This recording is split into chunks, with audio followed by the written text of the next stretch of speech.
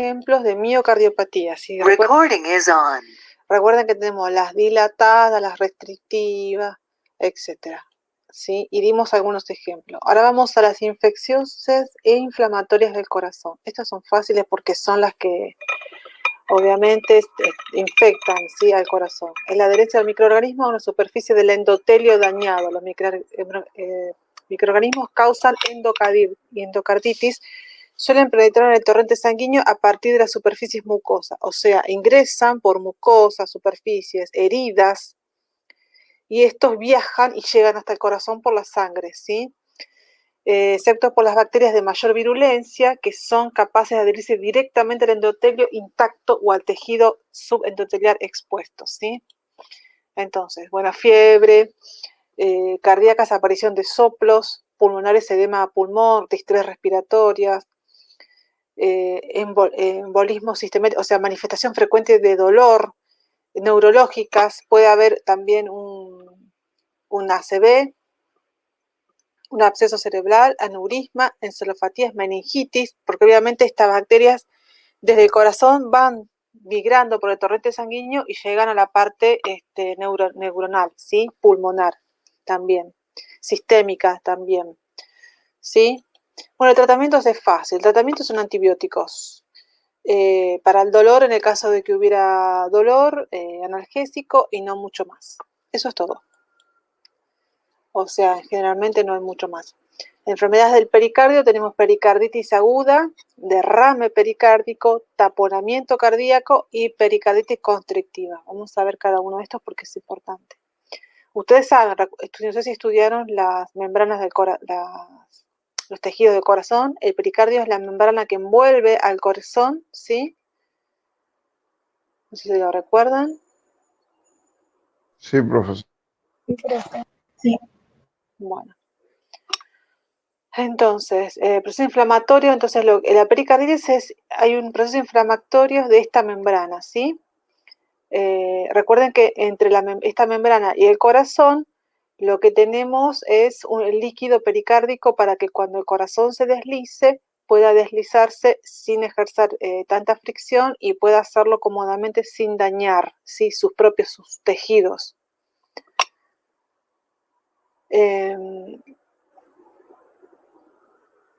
Bueno, la fase aguda puede ser causa de un engrosamiento y fibrosis de dicha membrana, o sea, puede ocurrir la pericarditis quizás porque haya alguna alteración en la propia membrana, ¿sí? Entonces, cuando se produce una pericarditis, aumenta la cantidad de líquido entre las dos capas del pericardio. Este aumento de líquido presiona el corazón, porque obviamente el corazón se desliza de forma normal. Cuando hay un aumento de líquido, obviamente el corazón deja de tener espacio para poder deslizarse, ¿sí? Causas de pericarditis, bueno, ya saben, las más comunes son las infecciones micóticas, virales, el infarto miocardio agudo del corazón que afecta al pericardio. Metabólicas puede ser cuando tenemos un aumento de uremia, por ejemplo, enfermedades neoplásicas, ¿sí?, o radiación. Enfermedades inflamatorias, sarcoidosis, amiloidosis, hipersensibilidad y alteraciones inmunes, o sea, reacción a fármacos, trastornos autoinmunitarios, fiebre reumática aguda, lupus, traumatismos, ¿sí? Algunos de los ejemplos. Clasificación clínica: la pericarditis aguda es aquella que es menor a 6 semanas, puede ser con derrame o fibrinosa, o sea que fibrinosa es como el tejido endurecido, ¿sí? Y con derrame es con aumento de líquido. Pericarditis subaguda, que son de 6 semanas a 6 meses, puede ser con derrame, o constrictiva es cuando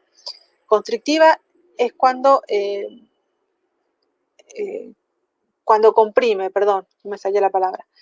Pericarditis crónica es un aumento de 6 meses que puede ser constrictiva, con derrame o adhesiva no constrictiva, ¿sí? Entonces, la etiología lo mismo, puede ser viral, bacteriana, bueno, ahí nombra algunas virus y bacterias. Pericarditis aguda es inflamación de las membranas parietal y visceral del pericardio. Puede ser un padecimiento primario o secundario a una enfermedad sistémica caracterizado por dolor torácico, ¿sí?, brotes pericárdicos y alteraciones electrocardiográficas. Lo normal es de 50 a 50 mililitros lo normal y subagudas de 80 a 200 mililitros. Esto tiene que ver con el líquido pericárdico. Lo normal es que tiene que haber en el pericardio es de 15 a 50, pero cuando tenemos una pericarditis aguda con aumento del líquido pericárdico, este puede irse a 80 o 200 mililitros, ¿sí? Entonces, pericarditis aguda se asocia a una enfermedad de origen vírico en general. Tiene como antecedentes un cuadro viral respiratorio a veces, pero también puede ser bacteriana, ¿sí? De rinitis, tos seca, fiebre, a veces, como les dije, puede ser alguna enfermedad respiratoria. Entonces, bueno, esto provoca signos y síntomas típicos de una gripe, por ejemplo. El dolor pericárdico, duración de horas a días cuando la persona respira o se inclina hacia adelante. Y disminuye con la tos y cuando la persona se encuentra en decúbito.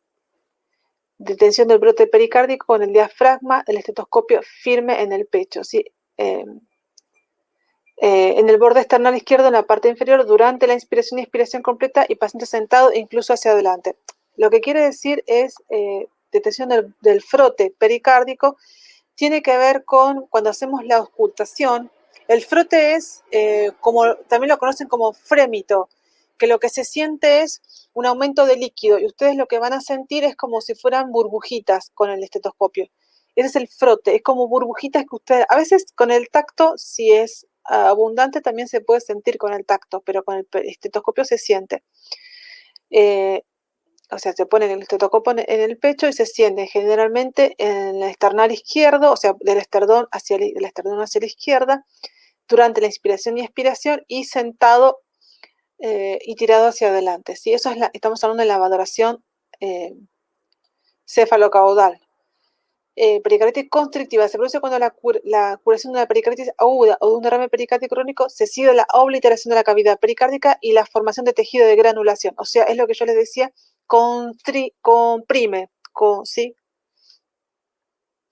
Puede ser tardía, puede ser fibrosa, puede ser fusión de los pericárdios, o sea, los pericardios que no deberían porque se fusionan.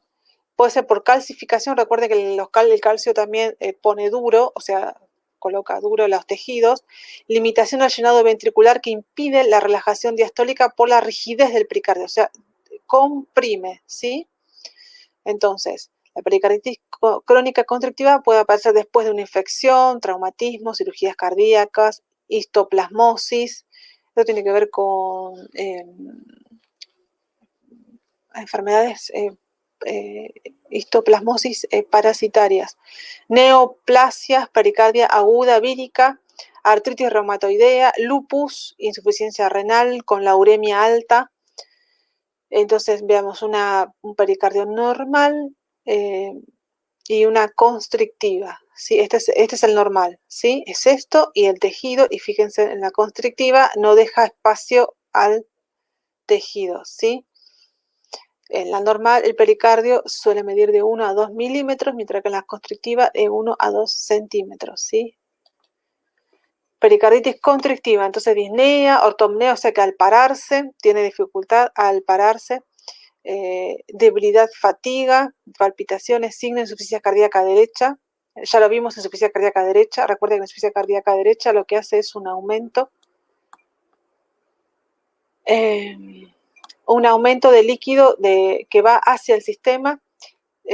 También se puede ver hepatomegalia, edemas, ascitis y la insuficiencia yugular. En la insuficiencia yugular, recuerden que pueden ver ustedes la yugular aumentada, y en la hepatomegalia no es muy frecuente, pero se puede ver el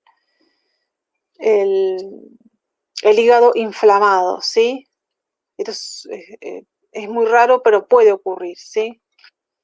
Y es poco frecuente la insuficiencia ventricular izquierda, porque en la izquierda ustedes recuerden que el líquido va hacia el pulmón y lo más probable es que ahí genere edema agudo de pulmón, que el afectado esté el pulmón más que el corazón. En general, la afectación de pericardio se afecta más cuando la insuficiencia cardíaca es derecha, ¿sí? Más que izquierda. Entonces, vamos ahora al derrame pericárdico, que es la acumulación de líquidos.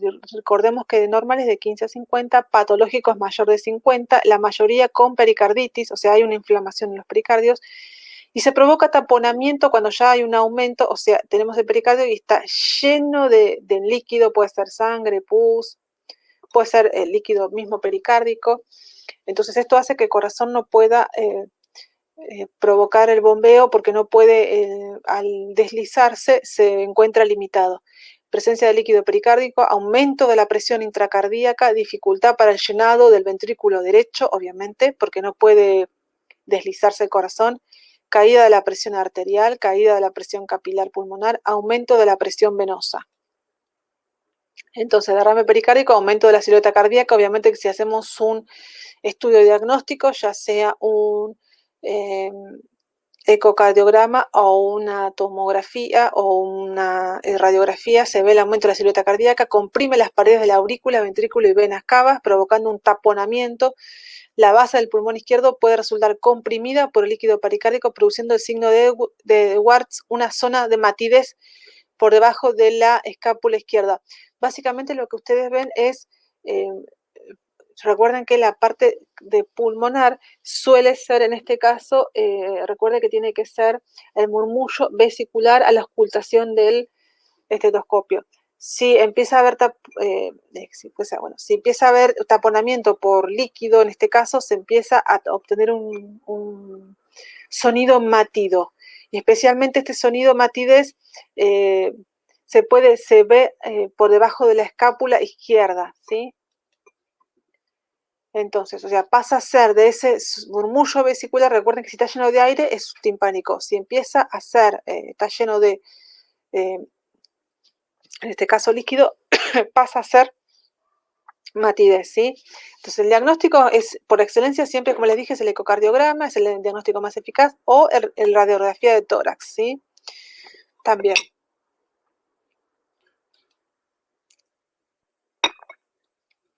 Bueno. También se puede hacer una tomografía, una resonancia magnética, electrocardiograma. Y tenemos la pericardiocentesis. Lo que es la pericardiocentesis es se extrae el líquido pericárdico con fines diagnósticos o terapéuticos, se inserta en el espacio pericárdico una aguja, a menudo por vía subsifoidea y en la medida de lo posible con control ecográfico. Se hace con control ecográfico, se inserta una aguja en el ápex depende de dónde está en realidad situado el derrame pericárdico, a través del tórax y se extrae el líquido. Esto se llama pericardiocentesis, ¿sí? El taponamiento cardíaco es el cuadro en el que el líquido pericárdico sometido a una presión elevada dificulta el llenado diastólico. El corazón ya no se puede mover porque está totalmente lleno de líquido. Entonces, estamos hablando de un taponamiento de aproximadamente 200 mililitros, ¿sí? Recuerden que lo normal es hasta 50.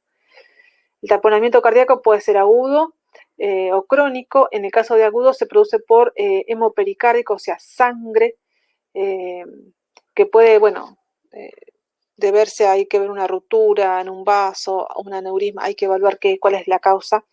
Esto puede derivar en un shock cardiogénico, ¿sí? Los síntomas son estupor, agitación, taquicardia, taquipnea, hipotensión. Los riesgos cardíacos están disminuidos, o sea, porque el corazón directamente no puede, obviamente, bombear sangre. Directamente está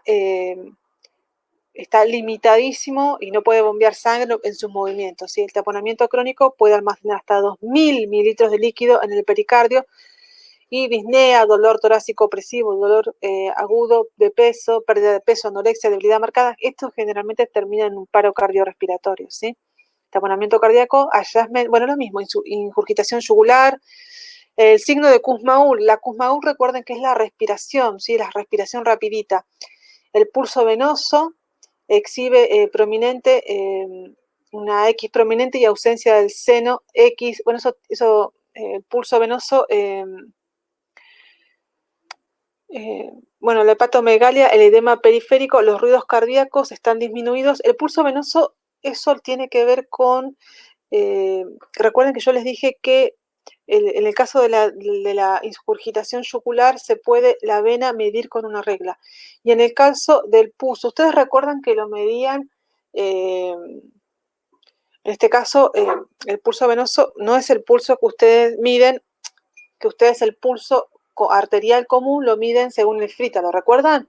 El FRITA, la frecuencia, el ritmo, que puede ser regular o irregular, la intensidad, la tensión y la amplitud. Eso no sé si ustedes recuerdan, pero eso estamos hablando del pulso que tiene que ver arterial que ustedes miden radial, temporal, pedial, femoral, facial. Esto, el pulso venoso tiene que ver, se mide con un catéter especial, ¿sí? Se mide, puedes medirse con un catéter Swan-Ganz, que son catéteres especiales, o hay formas más rústicas de poder medirlo, que tiene que ver, esto cuando vean terapia, porque si no es complicado explicarlo, si no tenés las imágenes. Se puede medir también, generalmente se pasa a solución fisiológica y luego la misma guía 13, por ejemplo una guía 13, se baja y se evalúa cuánto tarda el retorno. Y dependiendo de ese pueden medir la presión venosa, eso es lo que le quería decir. La presión venosa es en realidad lo que debería decir allí, ¿sí? Que hay formas de medirlo, pero bueno, en este caso yo no tengo los ejemplos para mostrarles. Que está alterada, ¿sí? Así como tenemos una presión arterial normal, tenemos una presión venosa también normal. Taponamiento cardíaco, entonces el diagnóstico, la radiografía, el electrocardiograma, el cateterismo de presión de ambos ventrículos, en los que recién les decía, se mide la presión a través del cateterismo de aurículas, vena cava y cavidad pericárdica, y el ecocardio, por supuesto, ¿no? Trastornos valvulares, entonces, cardiopatía valvular, las válvulas cardíacas determinan la dirección del flujo sanguíneo, ¿sí? Los defectos cardíacos valvulares obstruyen el flujo sanguíneo, ya sea, el problema puede ser que haya estenosis, o sea, que haya una estenosis, una estrechez, por lo que permitan el flujo retrógrado, o sea, el reflujo no va hacia adelante, sino que va hacia atrás, provocando una insuficiencia valvular. Las lesiones valvulares son las causas principales de los soplos cardíacos, ¿sí? Entonces, recuerden que las válvulas tenemos la tricúspide, la bicúspide, la semilunar pulmonar y la semilunar aórtica. Los trastornos pueden ser por estenosis, que significa estrechez, la válvula está estrecha. Prolapso significa que no cierra bien, tiene un prolapso, o sea, cuando la válvula cierra, deja abertura, por lo que la sangre, vieron que el corazón carga hacia la siguiente cámara, pero como hay un prolapso, la sangre vuelve hacia atrás porque no tapa bien la válvula. O insuficiencia, que en este caso ocurre lo mismo, que no cierra bien. En el caso del prolapso, la diferencia es, a ver cómo explicarla, no cierra bien porque al cerrar es como que, me sale cómo explicarle el prolapso que tenemos las mujeres. La válvula no cierra bien porque tiene como está elástica y no cierra bien y pasa para el otro lado. El cambio de la insuficiencia es que no cierra bien por alguna razón. A ver, no sé si tengo imágenes a ver de esto. Ay, me encantaría tener. Tengo imágenes para mostrarlo porque si no es imposible. Entonces, la estenosis, ya sea bicúspide o tricúspide, es la abertura incompleta de la válvula. Recuerde que está estrecha. Sí, durante la diástole con distensión auricular y llenado anómalo de ventrículo. Es un trastorno progresivo que continúa toda la vida, ¿sí? Por ejemplo, acá tenemos la válvula normal y la estenosis, ¿sí? Ven que al estar cerrada, la normal, fíjense cómo está cerrada. Y la que está estenosada, fíjense, ven que tiene una abertura que no está completamente cerrada, ¿sí? Es una estenosis, ¿sí? Está estrechada. La válvula está afectada en sí misma. En el prolapso, la válvula mitral se produce cuando una o ambas hojuelas de la válvula se agrandan y los músculos que la sostienen son demasiado largos. En lugar de cerrar correctamente una o ambas, se hunden o abomban, se hunden, o sea, puede traspasar para el otro lado. Entonces, hay una regurgitación mitral, o sea, hay un prolapso.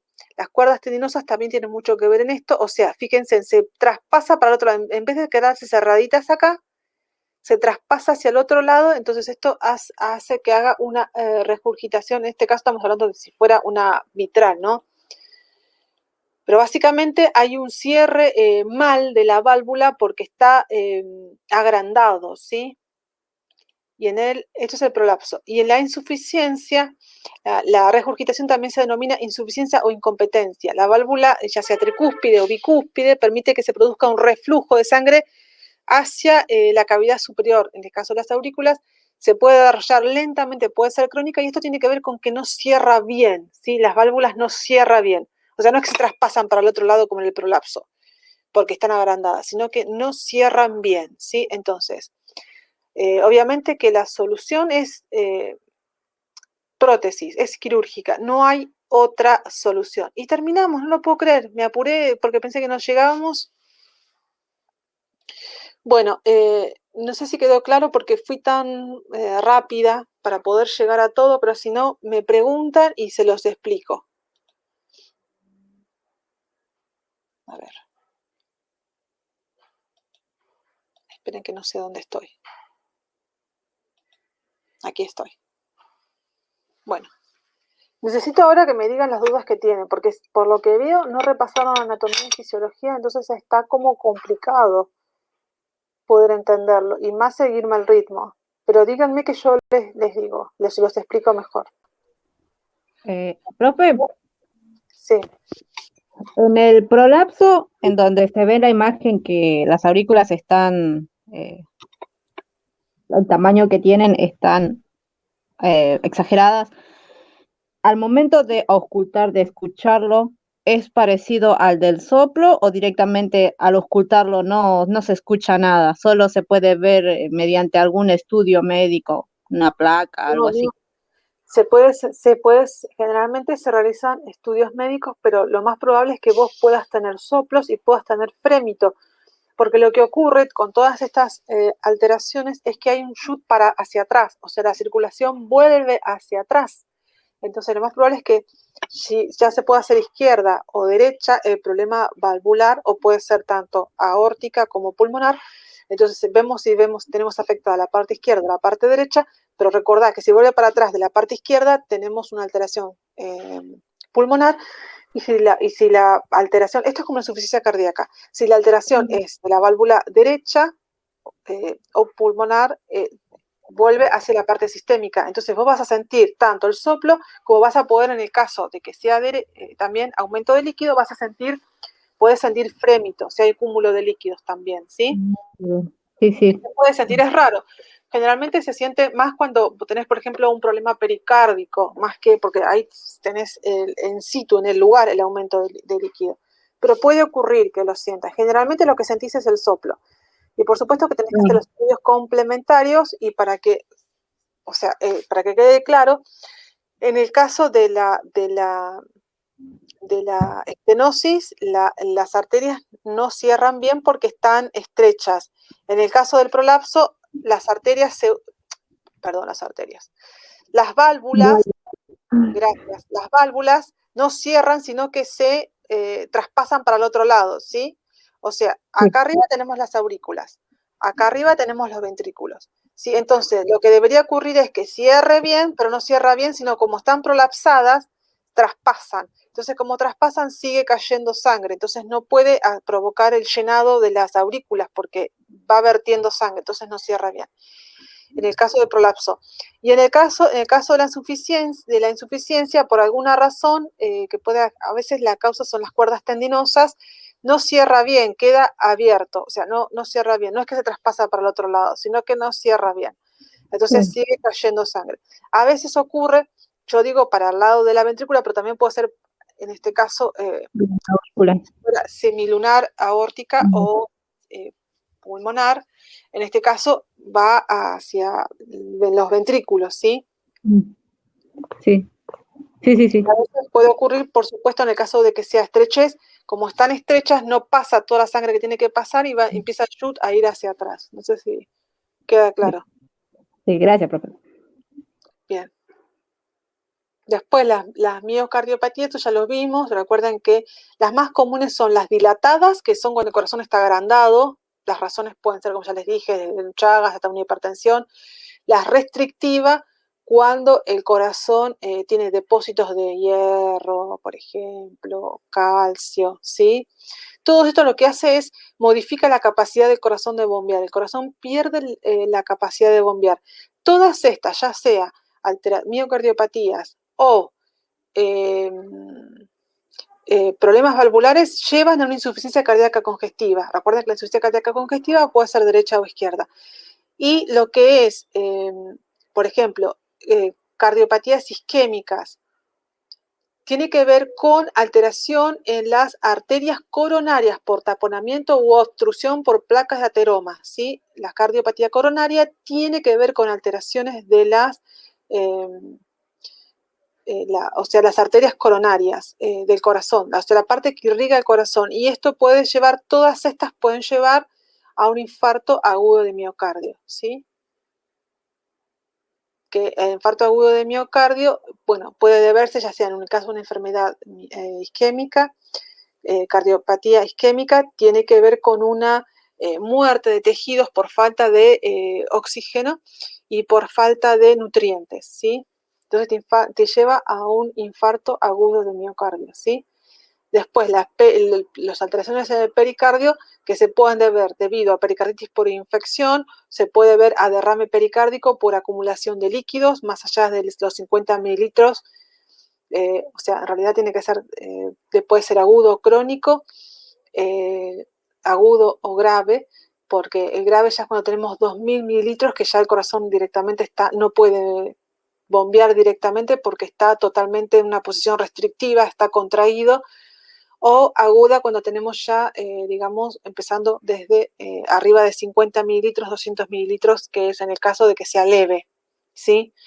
Obviamente que lo que hay que hacer es retirar ese líquido que está en la cavidad pericárdica y se hace a través de una pleurocentesis. Se inyecta una aguja dependiendo del lugar donde esté el derrame y se retira ese líquido que está obstruyendo y que no puede darle la capacidad al corazón de poder bombear la sangre. Dijimos un poco de medicación en fármaco. Bueno, en el caso de, como les dije, isquemias, sabemos que lo que suele darse en el caso de la isquemia, porque tenemos un taponamiento, ya sea por trombo o por placa de ateroma, se puede dar aquellos medicamentos que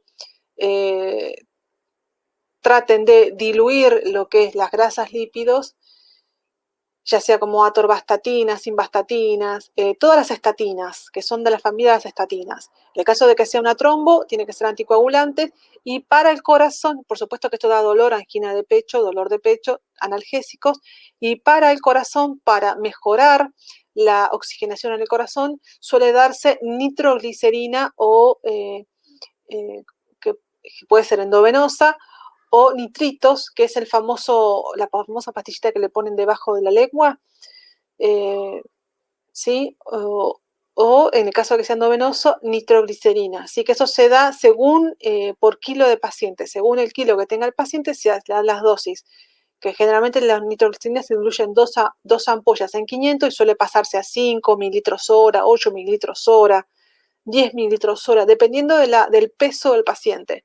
Se da por bomba, o sea, nunca se da por vía libre, se da por bomba. Y lo que hace la nitroglicerina básicamente es mejora la oxigenación del paciente, en este caso, o sea que con poco oxígeno el paciente, a pesar de que tiene poco oxígeno, el paciente optimiza el poco oxígeno que tiene a través de este medicamento. En el caso de que, por ejemplo, lleguemos a un infarto agudo de miocardio, entonces vamos a tener que proceder a lo que son los miméticos o simpáticos miméticos, adrenalinas, depende si es un shock cardiogénico, dobutamina, toda la familia de la adrenalina es para sacarlo del paro y después vemos de dejar un familiar. Que si quiere aumentar la contractibilidad puede ser noradrenalina o dopamina, dobutamina, que son todas de la misma familia. Isoprotenerol también es de la misma familia de las catecolaminas. O en el caso, por ejemplo, si el infarto agudo de miocardio fue inducido por una arritmia, en este caso una fibrilación auricular, podemos dar digoxina, que también es un inotrópico positivo, ¿sí? Amiodarona en el caso también se puede dar, pero es un inotrópico negativo, ¿sí? Por ejemplo, ¿qué otra cosa podemos dar? Bueno, por supuesto los estudios complementarios y estudios quirúrgicos, que en este caso son estudios hemodinámicos. En el caso de que fuera una placa de ateroma, se introduce un endoscopio, ya sea por vía radial o femoral, y se recurre hasta donde está el problema y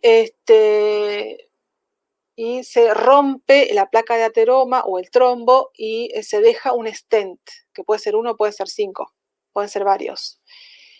En el caso, esto es importante, cuando vimos las enfermedades inflamatorias y o infecciosas del corazón, que como dijimos puede ser una infección directa al corazón o puede ser una infección sistémica que viaja a través de la sangre y se deposita en el corazón, el estudio que se realiza es el eco transesofágico, no está en la diapositiva, pero el eco transesofágico.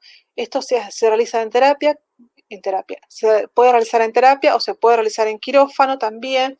Lo que se hace es se duerme al paciente, se ingresa por la boca y se va, porque es una endoscopia, y se evalúa a través toda la parte cardiológica a través de este endoscopio que ingresa por la boca y se evalúa, en este caso, toda la parte cardiológica en búsqueda de infección.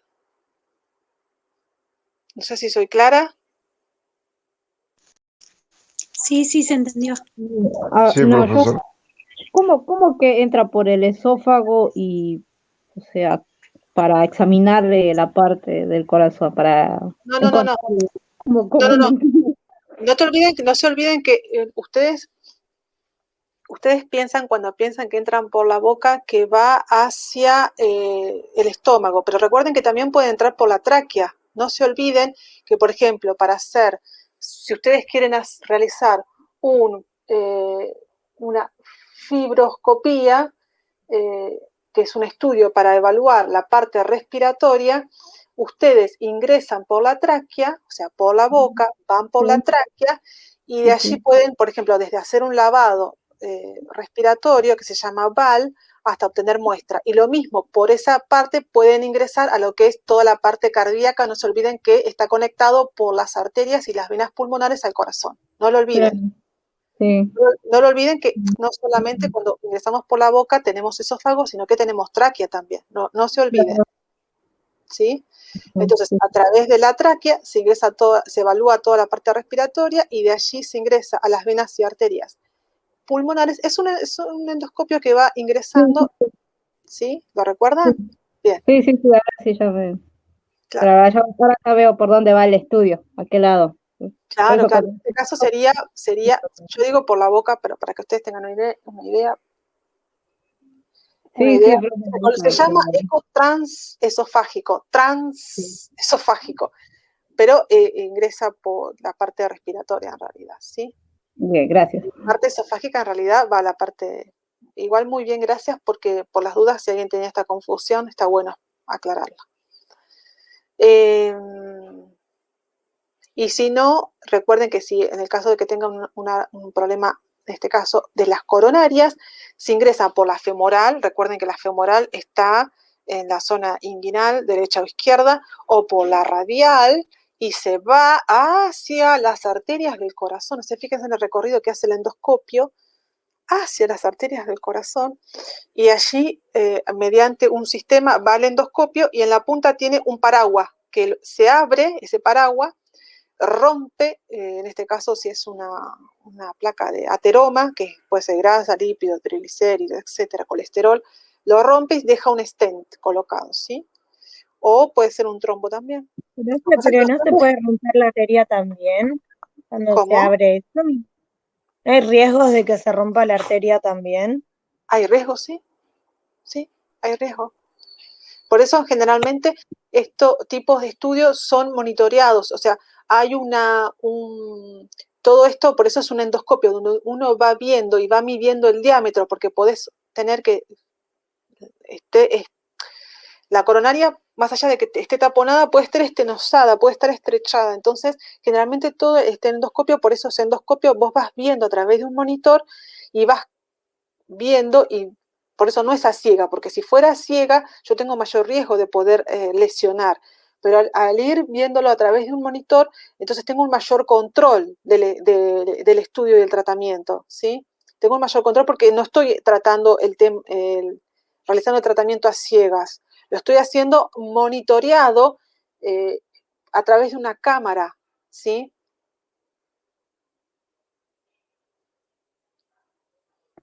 Claro, profe.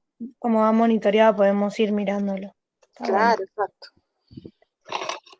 Porque ¿Alguna supongo que duda? la arteria tiene como un diámetro común que más o menos maneja, pero si hay alguna patología puede estar más chiquita y te encontrás ahí con que puedes Claro. hacer daño.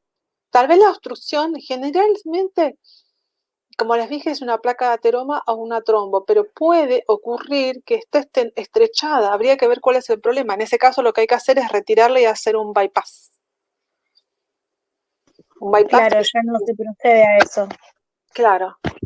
Okay. Un bypass, ¿saben lo que es un bypass? Sí, profesora. Sí. Ah, bueno. ¿Querés explicarlo, Alexis? Sí, es cuando se hace un puente, se toma una porción de otro lugar y se une una primera parte previa a la obstrucción y otra posterior. Queda Sí. como un puente. En este caso, recuerden, yo siempre, cosas que le digo, porque las mujeres vieron que tenemos, ahora no tanto, pero antiguamente había un complejo de que las chicas tenían varices y una de las cosas que se hacían era se secaban las venas de las piernas, no sé si ustedes recuerdan. Era una etapa en la que las mujeres tenían varices o venas, digamos, que se visualizaban y no les gustaban y se las quemaban para que no se noten, para que las piernas no se noten las venas. Bueno, eso es grave porque justamente para hacer un bypass se toman las venas de las piernas. Se suelen tomar femorales, se suelen tomar distintos tipos de venas femorales, perdón, estamos hablando de venas, venas afena. Me confundí, tenemos la vena femoral, pero en este caso se toma generalmente la vena afena, es la que se toma. Y es la que luego se utiliza para hacer los bypass. Entonces, generalmente cuando las mujeres cometemos ese error de quemarnos no recuerdo ahora cómo se llama el tratamiento, de quemarnos las venas o las arterias para que no se noten en las piernas, estamos teniendo menos posibilidades de poder tener recursos para en el día de mañana poder realizar un bypass. En general es la safena la que se toma de la pierna para poder realizar los puentes. Es una de las tantas, ¿no? Ahora la llenan con un líquido, profe. Salen videos y vos ves que la llenan con una jeringa con algo que no sé qué es Y y la la quema. llenan para... No sé cómo harán, pero sí, se ve que desaparecen en el momento. Bueno, eso Sí, es porque las queman. escleroterapia se llama eso. ¿Cómo, madre? Se No llama recuerdo. escleroterapia. Escleroterapia, muchas gracias. No lo recuerdo ahora porque hubo una época que era un auge, que todas las chicas lo hacían para no tener, que las venitas no se les notaran. Son dos cosas distintas, obviamente. Una cosa es hacerlo por una cuestión estética y otra cosa es hacerlo por una cuestión de salud. Por supuesto que hay algunas que hay que realizarlo porque están, más allá de que se visualizan, están muy dañadas, que eso es distinto.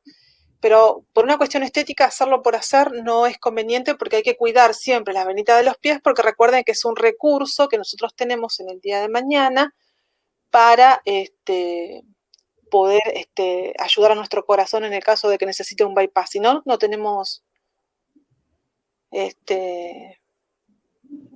venas para poder luego hacer los bypass. Es un consejo que yo les doy. ¿Sí? ¿Alguna otra duda? Sí, yo, profe, Sí.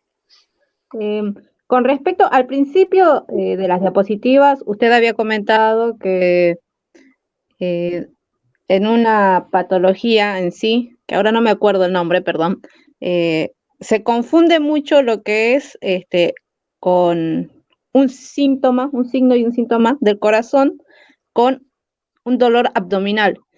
Sí, Ese, es correcto. bueno, esa confusión que hay no tiene que ver porque el corazón, la parte del ápice está eh, sobre el diafragma, por eso se confunde o Claro, exactamente, claro, por supuesto, claro. No, ustedes no se olviden que el corazón, más allá está. Recuerden que el corazón está inclinado levemente hacia la derecha, pero ocupando más toda la parte izquierda y está inclinado el corazón de esta forma.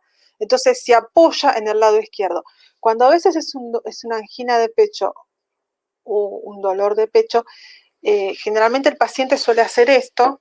Entonces vos sabés que eso es un signo de un infarto agudo de miocardio, o suele hacer esto, que es un signo más bien de una angina, ¿sí? Un dolor torácico, que no sabemos la causa.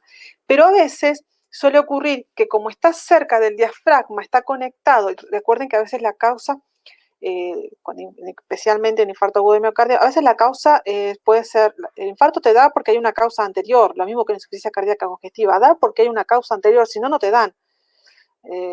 O porque hubo un traumatismo, o porque hubo un problema de arritmia, o porque hay algo anteriormente que es lo que te lleva.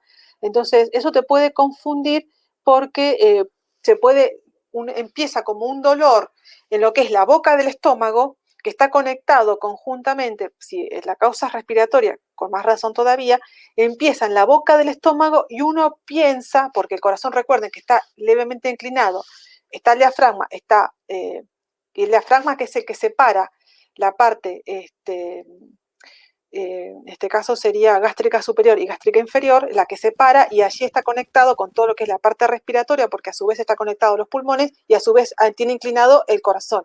Entonces, esta conjunción de posiciones de los órganos hace que pueda uno decir que le duele la boca del estómago, cuando en realidad uno después va a realizar un electro, se puede observar que este paciente está con una arritmia o está con una alteración cardíaca, ¿sí?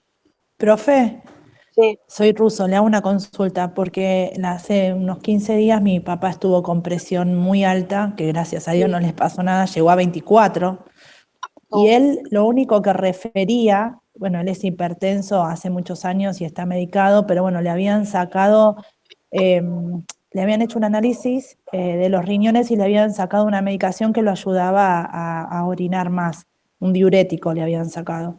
Y Sí. ahí empezó a tener como episodios. Pero él lo único que refería era que tenía dolor en la boca del estómago. Y Claro. nosotros ya nos dábamos cuenta que cuando le dolía el estómago le tomábamos la presión y tenía la presión por las nubes. Claro. En este caso lo que puede ocurrir es, si le sacaron un diurético, es justamente al no, eso se llama, cuando tiene un diurético puesto el paciente, se dice que el paciente tiene una diuresis forzada. Al no forzar la diuresis, lo que hace es un cúmulo de líquidos. Este cúmulo de líquidos, como les dije, puede hacerse desde el lado izquierdo o del lado derecho. Lo más probable es que la hipertensión, hay que tener mucho cuidado. No sé si tiene declarado una insuficiencia cardíaca, porque pareciera como que a eso va camino, ¿no? No, él tiene hipertensión, hacía poquito se había hecho todos los estudios, ellos los dos son grandes, pero no son tan grandes y van y se hacen todo, son bastante cuidadosos en eso. Él solo tiene la hipertensión, pero yo supongo que la hipertensión ya es una insuficiencia cardíaca, porque el corazón no funciona correctamente. Porque la hipertensión, no te olvides que te lleva a una miocardiopatía dilatada. La hipertensión lo que hace es, como hay mayor presión, recuerden que el corazón, la sangre, como el oxígeno, ¿te acuerdan que vimos la parte del oxígeno? Tiene que superar presiones. Sí. Para que la sangre pase de o sea, siguiendo el recorrido, entra por las venas cava, entonces por la aurícula derecha. Entonces tiene que vencer, para que entre, tiene que vencer la presión de la aurícula derecha. De la aurícula derecha pasa al ventrículo derecho y de ahí pasa a las arterias pulmonares. De las arterias pulmonares, el ventrículo derecho tiene que vencer la presión de las arterias pulmonares. De él pasa a los pulmones. De los pulmones recupera la sangre oxigenada. Desoxigenada entrega y los nutrientes. Y de ahí va hacia las venas pulmonares. Para poder ingresar al ventrículo izquierdo, tiene que vencer las venas pulmonares y tiene que vencer la presión. Y así al ventrículo izquierdo y del ventrículo izquierdo a la arteria aorta. Entonces, ¿qué ocurre? En la hipertensión hay un problema de presiones. Generalmente el ventrículo izquierdo no puede vencer la presión de la aorta. La aorta tiene mucha presión, entonces la sangre no sale porque la aorta tiene mucha presión, ¿sí? Entonces no la puede vencer. Entonces si no sale, vuelve hacia atrás. Entonces si vuelve hacia atrás, esto es un cúmulo de líquido. ¿Qué es lo que yo hago entonces? Es administrar diuréticos para que obviamente... recuerden que una de las cosas que a través de la parte gastrointestinal se realiza es la absorción de líquidos. Parte de ese líquido después va a ser parte del lecho vascular. Entonces, lo que hace es forzar la diuresis para que no haya un aumento de líquido. Y esto es importante. Como hay una dificultad de corazón de vencer la presión de la aorta, por lo que no puede entregar la sangre, hace mucha fuerza para poder tener más presión para poder entregar esa sangre. Y como hace Y ese mucha es el fuerza, dolor. se agranda, el corazón se agranda, porque Sí. se tiene que agrandar por la fuerza que tiene que hacer para vencer a la aorta. Entonces se agranda, esto es lo que provoca el dolor, pero más allá de que esto es lo que provoca el dolor, no logra dar la cantidad de líquidos que tiene que dar, entonces esto vuelve hacia atrás y entonces el paciente se empieza a edematizar. Esto es lo que después empieza con una hipertensión, una miocardiopatía dilatada, una insuficiencia cardíaca, puede ser izquierda o derecha, hay que ver qué presión es la que no está funcionando, cuál lado no está funcionando, y por supuesto que el tratamiento es disminuir la presión arterial, disminuir los líquidos. Estas personas en general tienen que tener un balance negativo. ¿Sí? No sé, en el caso de tu papá, no debe estar desarrollada la insuficiencia cardíaca congestiva. No, después le hicieron unos estudios de vuelta, lo llevamos, lo acompañé yo, le hicieron unos estudios y le estaba prestando atención a lo que me decía porque le dieron una pastilla que ahora se me fue de la cabeza, que la dije hasta la semana pasada que se la compré, que ayuda al corazón a hacer lo que usted está diciendo que el corazón no puede hacer por la insuficiencia, ¿cierto? Claro. Exactamente. La verdad que sí, y ahora ya está, ahora tiene 12,7, 13,8, pero ya lo estabilizaron. Pero me llamaba la atención que a él no tenía nada, no tenía dolor de cabeza, no tenía mareo, es muchísima presión la que él tenía, y él lo único que me decía era, me duele un poco la boca del estómago. Era lo único que él refería. Claro.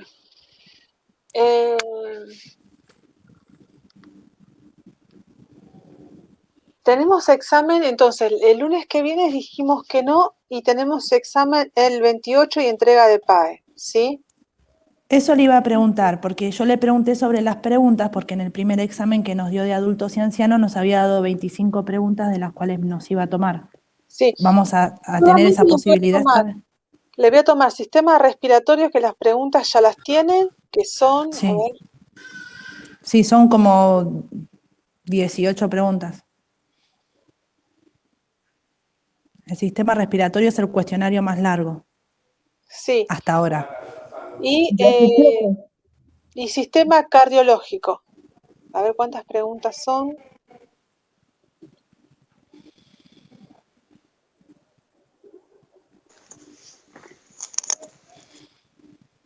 Son muy largos los dos. Son larguísimos, sí. Encima las preguntas son largas. Por eso quería saber qué nos iba a tomar para ir preparando. No, pero fíjense en que hay una cuestión acá, porque lo que es fibrilación no lo vimos, porque no llegamos. A partir de la pregunta 10, a ver, esperen que voy a compartirlo. No son tantas porque hay cosas que no vimos.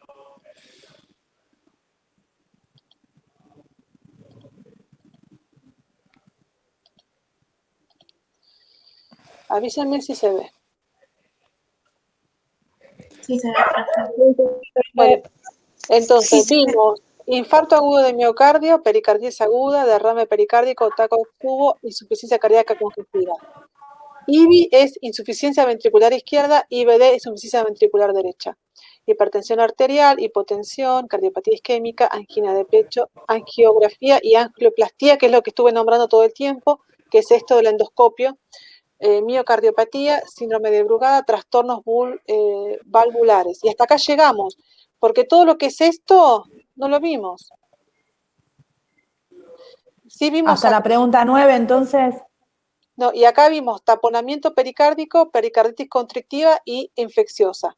O sea que sería la pregunta 9, La 20, 21 y 22. 20, 21 y 22, ahí tienen 9, 10, 11, 12, ahí son 12. ¿Sí? Sí. Bien. Y después vamos al cardíaco. Porque pasa que tampoco son todas, ¿eh?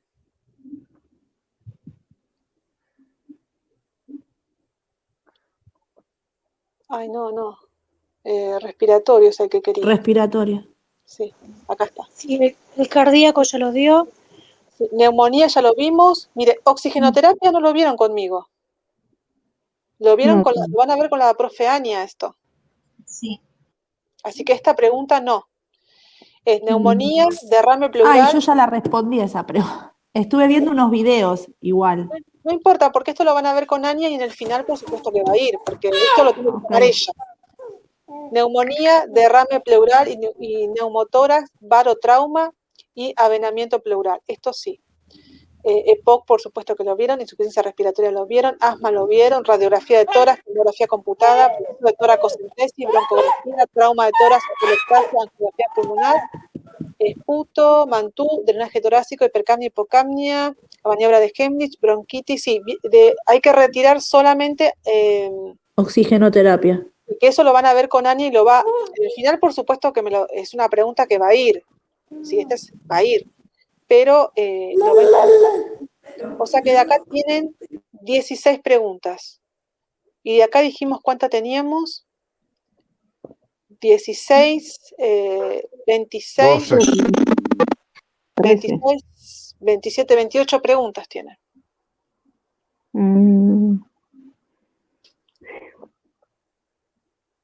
Ok, gracias, profe, por decirnos.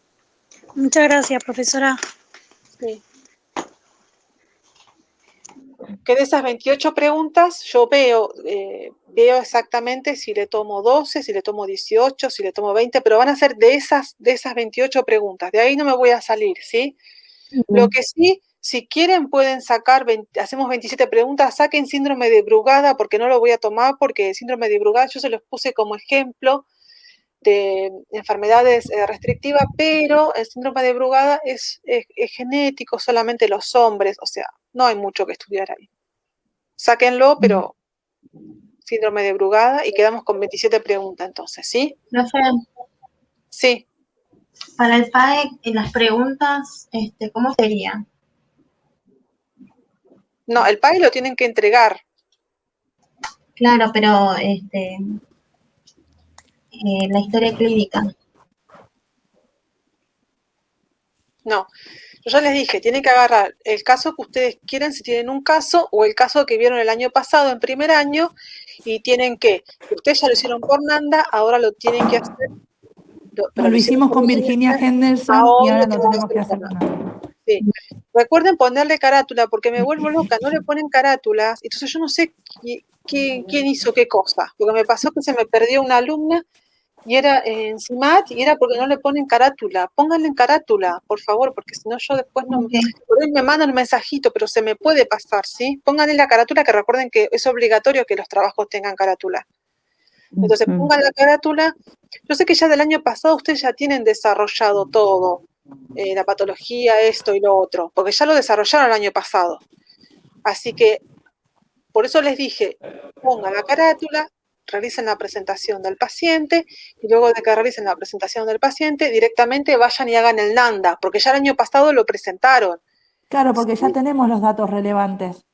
Ya tienen todo, lo único que tienen que hacer es pero tienen que, el dato relevante tiene que estar puesto en el NANDA, profe, ¿recuerdan? sí, Bien. sí, lo que digo que ya está más organizado el trabajo, es solo Claro, pero aplicarlo. pongan la presentación del paciente, pero no pongan, por ejemplo, ácido isquémico que es, porque ya lo hicieron el año pasado, ¿sí? Aquellos que no tienen el caso del año pasado y tienen otro caso, bueno, no hay problema, pero en ese caso me van Entonces a tener lo podemos hacer en grupo. de no más de 4 personas. Profe, con respecto a al trabajo para entregar el PAE, puede ser No sí o sí tiene que ser el que se eligió para hacer la exposición en el parcial final, sino puede ser cualquier caso que usted mandó, porque eran varios, creo que eran como 15, para hacer el PAE. El que ustedes quieran. Yo los dejo a criterio de ustedes, de que ustedes quieran, me hacen. Listo, ¿Sí? está bien. A mí lo que Sí, me sí. importa es la carátula, la presentación del paciente y el PAE. Después, si quieren agregar la patología, la medicación, lo ponen, pero en este momento no me interesa porque se supone que ya eso ustedes ya lo tienen integrado. Se supone que repasaron fármacos, se supone que repasaron anatomía y fisiología, se supone que están aprendiendo las patologías, que por eso están haciendo un examen con patología, se supone, ¿sí? Así que se suponen que yo ya, si hablo de una ACV, ustedes saben de lo que estoy hablando. Si yo hablo de un Takotsubo, ustedes ya saben de lo que yo estoy hablando. ¿Sí? Bueno, recién lo vimos hoy, pero me refiero a que ustedes, si yo les digo una insuficiencia respiratoria, ya saben de lo que estoy hablando. ¿Sí? En primer año, como ustedes recién empiezan, no tienen adulto y anciano, no tienen ni idea de las patologías. Entonces tienen que ir a estudiar las patologías, porque no tienen ni idea. Pero ya ustedes están con las patologías, aprendiendo sobre ellas. ¿Sí? Sí, profe. Gracias. Bien. Profesora. Yo sé que me acuerdo que en el primer año dimos, por ejemplo, un caso de Guillain-Barré, ¿se acuerdan? Hubo un caso de colon irritable, hubo un caso de infección de una úlcera miembro inferior, que se acuerdan que lo vimos todo eso. Pueden tomar cualquiera de eso, no hay problema. Ah, bien, gracias, profe. Febril por tuberculosis, creo que también dimos. Sí. Sí. Profesora, le quería hacer una pregunta. En cuanto a la final, que tenemos que dar final de todo esto, las preguntas que van a ser aparte de lo que tenemos que preparar, algo para preparar, ¿van a ser todas las que estamos viendo en los exámenes finales? Las preguntas que yo di son las que van a exámenes finales. Recuerden siempre que yo les dije de entrada, eso va en forma de tarjeta, ¿sí? Eligen una tarjeta y tiene 5 preguntas. Pero recuerden que ustedes pueden también preparar un tema, porque si por alguna razón se encuentran flojitos, yo voy a tratar de darles siempre una oportunidad, pero ustedes tienen que preparar un tema, ¿sí? Lo de la tarjeta no entendí. ¿Cómo? Lo de la tarjeta no entendí. Sí. Yo creo que las tengo acá. Bueno. En el final yo voy a tener aproximadamente 14 tarjetas. Cada tarjeta tiene 5 preguntas, ¿sí? Ustedes van a elegir de 1 a 14 y van a elegir las preguntas, la tarjeta, y la tarjeta que elijan va a tener las 5 preguntas que ustedes tienen que contestar, ¿sí? Yo les hago esas 5 preguntas, pero si yo les hago esas 5 preguntas y ustedes no me responden... Que puede ser de cualquier tipo de sistema. Sí, pero son preguntas estas que yo ya les di, ya las tienen a las preguntas ustedes, ya las tienen. En este caso, lo que no voy a incluir son las preguntas de arritmia, porque no llegamos a verla, pero oxigenoterapia lo tienen que haber visto con Ania. Así que eso está incluido. Entonces, ustedes eligen... Igual todavía, profe, no vimos oxigenoterapia con la profe Ania, ¿eh? Uy, bueno, cualquier cosa, si no llegan a verlo, me avisan, porque entonces lo retiro, ¿sí? Retiro la pregunta. Ok. Bueno, gracias, profesora. Me avisan, por favor. Y en el caso de que estén muy flojitos, pueden ustedes decir, bueno, profe, mire, preparé un tema, pero yo de ese tema les voy a hacer las preguntas correspondientes a esa patología que ustedes estudiaron, todo, medicación, estudios complementarios, tratamiento, ¿sí? Porque puede ocurrir que por ahí tengan 5 preguntas y no sé, por ejemplo, no me acuerdo lo que es un Guillain-Barré, no me acuerdo, o más o menos me acuerdo lo que es un Takotsubo, más o menos. Entonces, y soy flojita, y bueno, siempre tengan una segunda carta para poder defender ustedes también, porque si no, yo voy a hacer todo lo posible, pero yo no estoy sola en la mesa. Hay otras 2 profesoras más conmigo, y obviamente no se aprueba por aprobar tampoco. Tienen que demostrar conocimiento. Sí, el tema a preparar tiene que ver con una patología, porque yo estaba pensando, yo creía que era sobre un sistema, y las patologías que tienen que ver con el sistema. Sí, podés preparar lo que vos quieras, como quieras. O sea, profe, perdón, podemos preparar una patología de, por ejemplo, el sistema respiratorio y darla a detalle bien con toda la medicación. Claro. Recuerden que yo primero les voy a hacer las preguntas que figuran en la tarjeta. Si por alguna razón ustedes no logran o están flojitos, vamos a la segunda. Yo les doy una segunda posibilidad, pero no es que de entrada van a decir, ¿preparaste algún tema? No, de entrada ustedes tienen que saber todas esas preguntas que yo les mandé. Si ustedes están flojas en eso, paso a lo otro. Son 2 cartas que ustedes tienen, ¿sí? ¿Está? O sea, las preguntas las tienen que estudiar igual. No es que no las tienen que estudiar. Las tienen que estudiar. Pero si por alguna razón están flojitas o está incompleto o no, alguna no saben, entonces vamos a la segunda opción, que es un tema elegido por ustedes. Pero y la opción del tema, por ejemplo, que sea el sistema respiratorio, sí. ¿Tiene que ser todas las preguntas sobre el sistema respiratorio?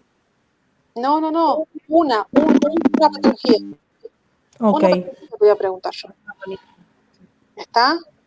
Ok. Sí. Gracias, profesora. Bueno, nos vemos este miércoles, que al final tenemos clase porque la doctora va a venir el otro miércoles, ¿sí? Ok, profe. Así que este miércoles tenemos clase. Nos vemos este miércoles, ¿sí? Nos vemos, profe. Nos vemos. Chao. Chao, profe.